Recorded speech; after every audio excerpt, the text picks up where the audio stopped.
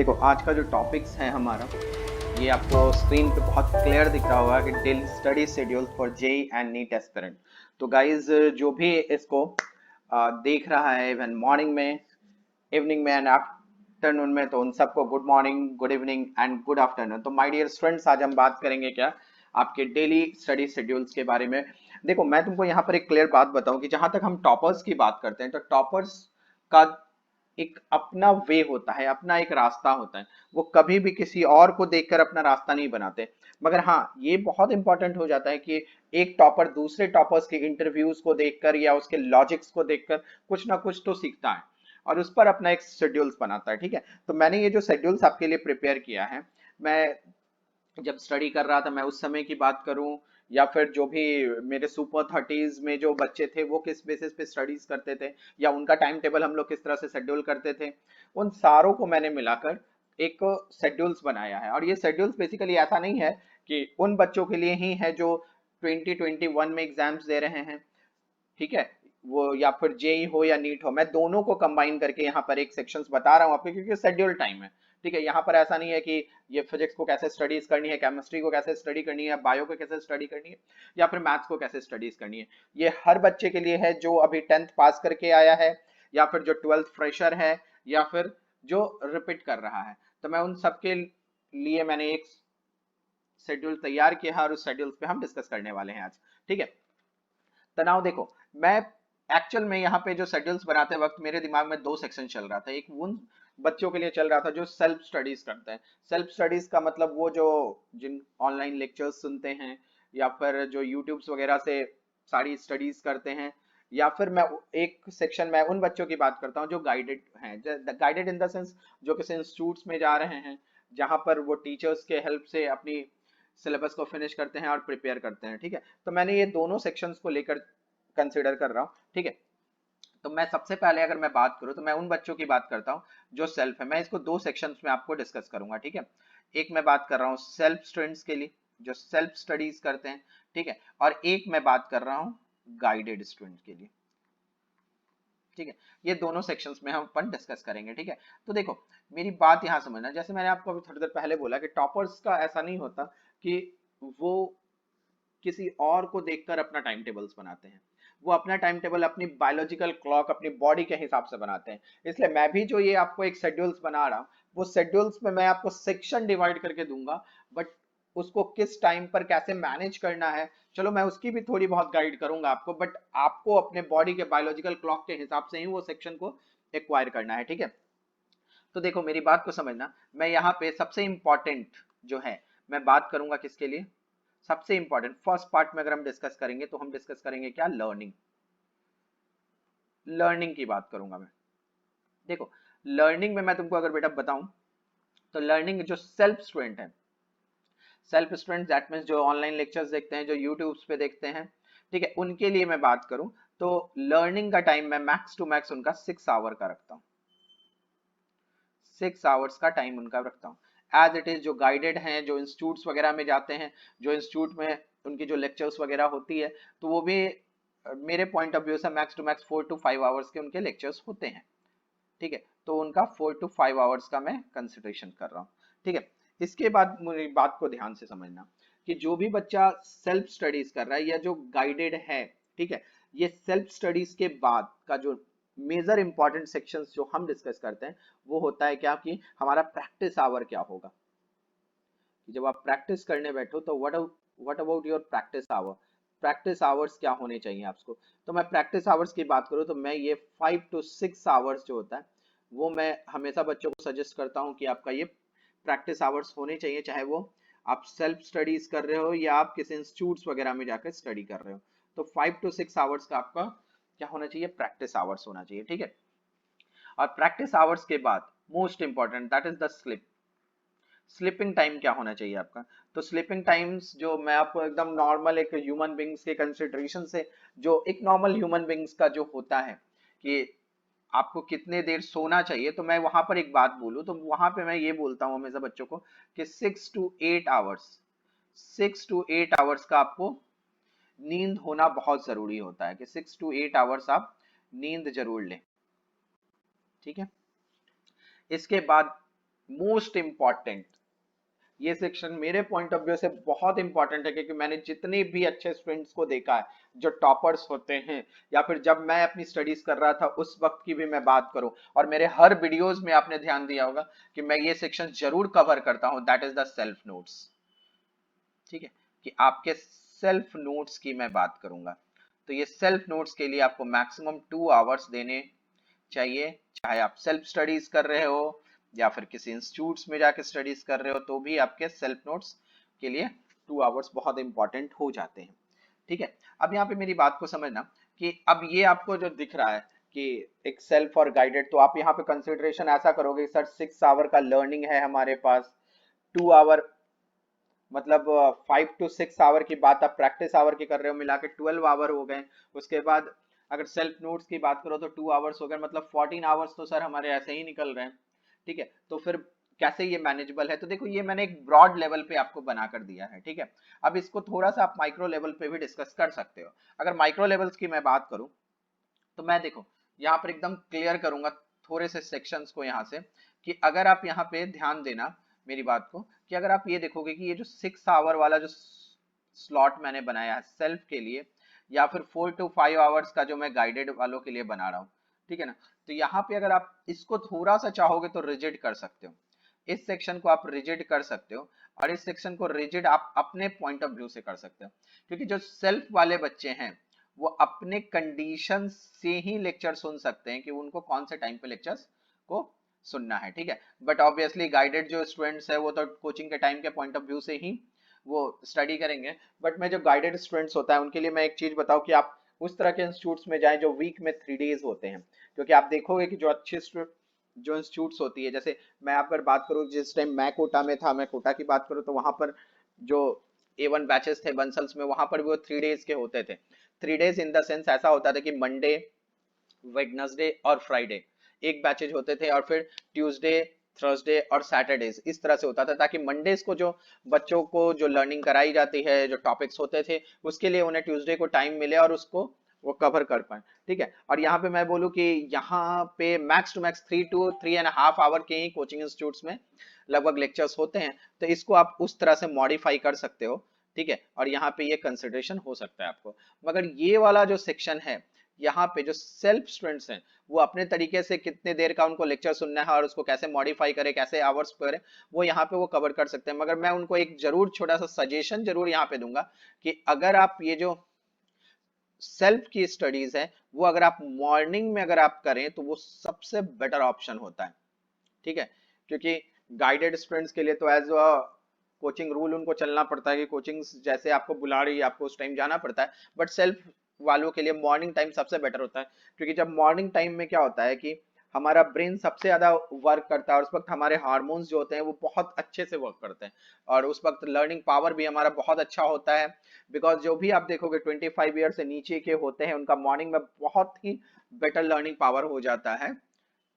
ठीक है, और जो भी जेई और नीट के एस्पिरेंट होते हैं वो max to max 17 to 20 year के इन बिटवीन ही होते हैं, तो ये बहुत इंपॉर्टेंट हो जाता है। ठीक है, और उसके बाद अगर तुम ये वाला सेक्शंस पे डिस्कस करो मेरे साथ, that is the practice session, तो प्रैक्टिस सेशन को मैं अगर बेटा यहाँ पर अगर डिवीजन करने की बात करूँ, ये जो हमारा प्रैक्टिस सेशन है, इस प्रैक्टिस सेशंस में मैं आपको बात करूँ कि इसको आप क्या कर सकते हो, इस सेक्शन को आप 2 पार्ट में, 2 स्लॉट में डिवाइड कर सकते हो। इसको आप डिवाइड कर सकते हो 2 स्लॉट में। Is it clear? ठीक है ना, यहां पर हम इसको 2 स्लॉट में डिवाइड कर सकते हैं। ठीक है, इसको डिवाइड कर लेते हैं हम 2 स्लॉट में, 2 स्लॉट में डिवाइड कर सकते हैं। ठीक है, 2 स्लॉट का मतलब क्या है कि आप 3 आवर के स्लॉट डिवाइड कर लो, क्योंकि आप देखो जितने भी मॉक टेस्ट होते हैं वो 3 आवर्स के होते हैं। अगर आपने प्रैक्टिस आवर्स को अगर 3 आवर्स के 2 स्लॉट में बना दिया, तो उसमें क्या होगा कि आपको वो मॉक टेस्ट की भी प्रैक्टिस रहेगी कि आप उतने आवर्स अपने बायोलॉजिकल क्लॉक को, अपनी बॉडीज को एडजस्ट कर सकते हो। ठीक है, तो मैं ये कहूंगा कि इसको आप 2 स्लॉट में बना सकते हो, 3 आवर्स का या 2.5 आवर का, एज योर रिक्वायरमेंट जो है आपकी। ठीक है, तो इसको अपन बात कर सकते हैं कि इसको हम 2 स्लॉट में डिवाइड कर सकते हैं। ओके, अब बात करो स्लिप टाइम, तो मैं यहां पर ये वाला जो सेक्शन है स्लिप टाइम वाला, तो इसको मैं ये स्लीप टाइम जो मैंने सेल्फ हो या फिर गाइडेड स्टूडेंट हो, दोनों के लिए मैंने 6 to 8 आवर ही रखा है। और इसको मैं एकदम स्ट्रिक्टली बोलूंगा कि ये सिंगल स्ट्रेच में आप करो, ठीक है, ये सिंगल स्ट्रेच होना चाहिए। अगर यहां मैं बात करूं तो ये सिंगल स्ट्रेच में बात करेंगे हम, ठीक है ना। सिंगल स्ट्रेच इसलिए मैं कह रहा हूं कि इसमें कोई स्लॉट नहीं बनाना, ठीक है, कि आप आफ्टरनून थोड़ी देर सो लो फिर रात में सो लो, ऐसा कोई स्लॉट नहीं बनाओ। क्योंकि देखो मैं एकदम क्लियर करूं कि आप मैक्स टू मैक्स 10:30 या 11 o'clock तक बेड पे जाओ और मॉर्निंग में 6 to 7 तक बैकअप हो जाओ और अपनी स्टडीज पे कंसंट्रेट करने लगो। अगर मैं यहाँ पर ये भी बताऊं कि बेटा कभी भी अलार्म यूज नहीं करोगे, क्योंकि अलार्म जब बजता है ना तो वो ब्रेन में अचानक से बहुत अजब सा इम्पल्स होना शुरू होता है और उसके कारण क्या होगा कि आपका बॉडी का हार्मोन डिस्टर्ब होता है। तो मैं ये सजेस्ट करूंगा कि अगर आप पेरेंट्स के साथ रहते हो तो अपने पेरेंट्स को बोलो कि वो मॉर्निंग में आपको जगा दें, या फिर अगर किसी सीनियर्स के साथ रूम शेयर करते हो तो उनको बोलो कि वो आपको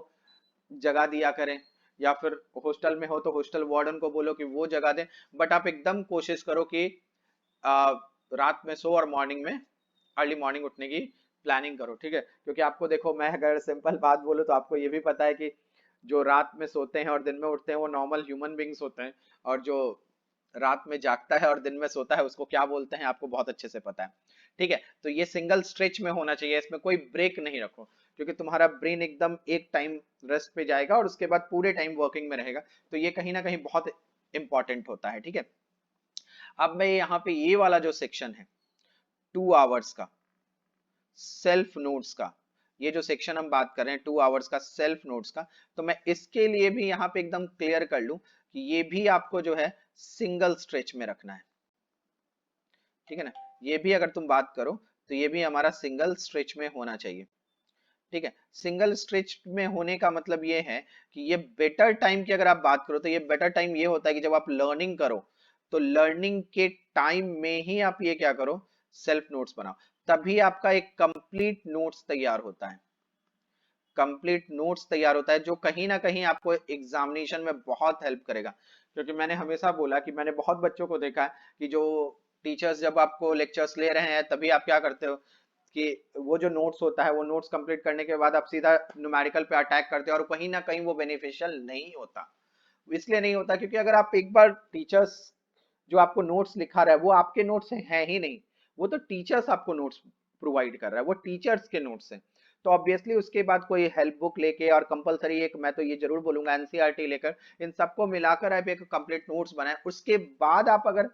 न्यूमेरिकल पे अटैक करते हो तो हर पॉइंट्स में आपको समझ में आएगा और कहीं दिक्कत नहीं होगा। क्योंकि जेई हो या नीट हो, जेई वाले की बात करें तो max to max 2 and 2.5 hour, sorry 2 and 2.5 minutes आपको मिलता है क्वेश्चंस के लिए, और नीट वालों को 1 मिनट मिलता है। अगर आपने अपने लैंग्वेज में नोट्स बना रखे हैं और उसको स्टडीज करके उसके बाद आप अगर प्रॉब्लम पे अटैक करने जा रहे हो प्रैक्टिस आवर्स में, तो आपको उसी शेड्यूल्स में आप बनते चले जाओगे। नहीं तो ऐसा होगा कि आप लर्निंग के साथ अगर अटैक करने चले जाते हो प्रैक्टिस आवर्स में न्यूमेरिकल्स में, तो कहीं ना कहीं वो टाइम किल होगा, और जो आपने टारगेट बना रखा है कि प्रैक्टिस आवर्स में आप 50 क्वेश्चंस या 150 क्वेश्चन या 100 क्वेश्चन प्रैक्टिस करोगे, वो कहीं ना कहीं आपको धीरे धीरे क्या होगा, वो प्रैक्टिस सम्स जो होंगे न्यूमेरिकल्स की स्पीड जो होगी डिक्रीज करती चली जाएगी। तो इसलिए मैं हमेशा ये कहूंगा कि लर्निंग के बाद आप अपना एक सेल्फ नोट्स बनाएं और उस बेसिस पे आप इस पे काम करें, ठीक है ना। और ये एकदम ध्यान रखो कि ये जो सेक्शन है सिंगल स्ट्रेच वाला, ये कंप्लीट नोट्स वाला, ये हमेशा जो आप टाइमिंग रखोगे तो मैं ये बताऊं कि ये क्या करो, राइट आफ्टर लर्निंग रखो, राइट आफ्टर लर्निंग, ठीक है ना। ये कहीं ना कहीं बहुत बेनिफिशियल हो जाएगा आपको, क्योंकि जैसे ही आपने टीचर्स ने आपको लेक्चर में टीचर्स के लेक्चर्स में आपने नोट्स बनाया, या फिर जो भी आप यूट्यूब पे या फिर ऑनलाइन लेक्चर्स से जो नोट्स बना रहे हो उसके सर्टन तुरंत बाद अगर आप किसी बुक्स को रेफर करके सेल्फ नोट्स बना रहे हो, तो क्या होगा कि आपके ब्रेन में वो चीजें बहुत अच्छे से याद रहेगी कि आपको टीचर्स ने क्या पढ़ाया। और जब बुक के लैंग्वेज को भी आप उसके साथ मिक्स करोगे तो अंडरस्टैंडिंग लेवल बहुत स्पीड में बढ़ेगी, और वो बहुत अच्छे से एक कंप्लीट नोट्स जो आपके लैंग्वेज में तैयार होगा वो आपको न्यूमेरिकल्स के समय बहुत ही बेनिफिट करता है। तो आप ये भी ध्यान रखोगे कि आप इस तरह से इसको कवर कर सकते हो, ठीक है ना। और ये हमेशा याद रखो कि ये जो सेक्शन है नोट, और ये नोट्स अगर मॉडिफाई होके एक परफेक्ट नोट्स आपकी लैंग्वेज में मिलता है तो वो आपको बहुत बेनिफिट करता है। तो ये जो मैं आपको हमेशा बार बार बोलता हूँ कि एक टॉपर स्टूडेंट्स टॉपर क्यों है, बिकॉज ऑफ द रीजन कि वो अपने नोट्स अपनी लैंग्वेज में जरूर बनाते हैं, और इस तरह से कवर करते हैं। जैसे कि मैंने तुमको, अगर तुम लोगों ने मेरा प्रीवियस वीडियोस देखा होगा तो वहां पर मैंने डिस्कस किया था कि एनसीईआरटी को रीड करते वक्त आप कैसे सेल्फ नोट्स बनाएं। तो कहीं ना कहीं और भी आसान हो जाएगा जब आप लर्निंग के साथ साथ एनसीईआरटी के नोट्स और या फिर अपने हेल्प बुक के साथ तीनों को मिलाकर एक सेल्फ नोट्स बना रहे हो, तो वो कहीं ना कहीं बहुत बेनिफिट होगा। और आपको इस तरह से शेड्यूल्स फॉर्म अगर आप करते हो तो आप बहुत ही अच्छा जेई में या नीट में रैंक क्वालिफाई कर सकते हो और बहुत अच्छे रैंक आपको आएंगे। ठीक है, क्योंकि मैं हमेशा ये बोलूं आपको कि देखो, पेरेंट्स जो होते हैं हमको गाइड करते हैं, टीचर्स आपको गाइड करता है, बट इन द फ्यूचर्स आपको कैसे बनाना है, अपनी जिंदगी को कितनी खूबसूरत बनानी है, वो आपको शेड्यूल्स बनाना है। आपको आपकी बॉडी के बारे में पता है कि आपका बॉडी क्लॉक क्या है, बट मैं हमेशा ये चीज जरूर बोलूंगा कि आप नाइट का जो स्लिप टाइम है वो हमेशा नाइट में ही रखो, और होल डे आप ऑब्वियसली अपनी शेड्यूल को इस तरह से प्लान करो, अपने बायोलॉजिकल बॉडी के टाइम टेबल के हिसाब से प्लान करो। क्योंकि अगर आप लेट नाइट स्टडीज करते हो तो लेट नाइट कभी भी आपका ना कोई मॉक टेस्ट होने वाला है, ना ही कुछ होने वाला है, ठीक है ना, और ना ही एनटीए वाले आपको उस टाइम जेई और नीट के एग्जाम्स लेने वाले हैं। तो ऑब्वियसली अगर आपको मॉर्निंग में अगर उठने की आदत है और पूरे दिन अगर आप मॉर्निंग 6 o'clock तक से लेकर नाइट के 11 o'clock तक अगर जाग रहे हो और अपने शेड्यूल्स को उसी टाइम में प्लान कर रहे हो, तो कहीं ना कहीं ये आपके लिए बहुत बेनिफिट होगा। और आपका ब्रेन भी उस वक्त क्या रहेगा, बहुत ज्यादा एक्टिव रहेगा और इसकी आदत हो जाएगी। अगर आप इस शेड्यूल्स को 10 to 12 days अगर आप कंसिडर करना शुरू करोगे, तो मैं तुमको ऐसे बोलूँ कि नॉर्मल ह्यूमन बींग्स की जो बॉडीज होती है वो कुछ दिन के बाद एडजस्टमेंट करना शुरू कर देती है और यहाँ पे कहीं प्रॉब्लम्स नहीं होगी आपको। तो इस सेक्शंस पे आप बहुत अच्छे से काम करें। मेरी विशेष है आपके साथ कि ऑब्वियसली आप जो आने वाला जो जेई और नीट है उसमें बहुत अच्छे रैंक क्वालिफाई करोगे। और जो फ्रेशर हैं, जो अभी 11th में गए हैं, तो अगर वो इस शेड्यूल्स पे काम कर रहे हैं तो वो तो बहुत ही बहुत बहुत बहुत ही अच्छा कर सकते हैं। तो प्लीज, अब आपको मैंने एक शेड्यूल्स डिसाइड करके बताया है कि इस तरह से अगर आप स्टडीज करते हो तो आपको कभी जेई में या नीट में अच्छे रैंक लाने में कोई प्रॉब्लम्स नहीं होगी और अपने फ्यूचर्स को आप बहुत अच्छे से